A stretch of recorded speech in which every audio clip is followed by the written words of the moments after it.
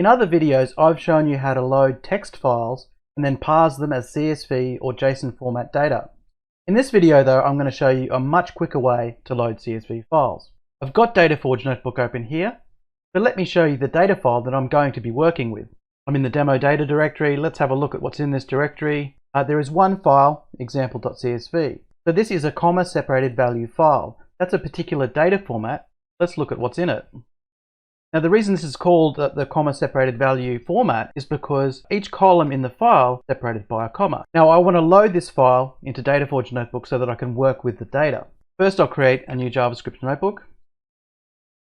I'm going to save this notebook next to the data so that I can access it via a relative path. Now the easiest way to do this is to use the datakit library. I'm going to require that in now. The function we want to use here is called datakit read CSV. Then we tell it the file that we want to load, in this case example.csv.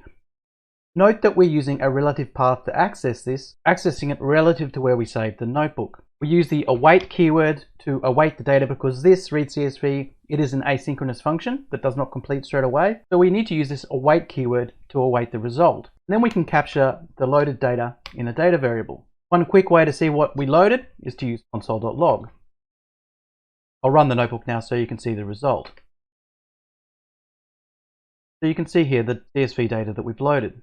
We can better visualize this data using DataForge Notebook's display.table function. I'll run the notebook again. You can see that we're visualizing this data in a table format.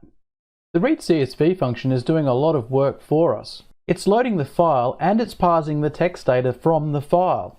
So what we get back is structured data that we can work with in JavaScript. And in future videos, you're going to see how we can transform this data, filter it, and save it back to a new data file.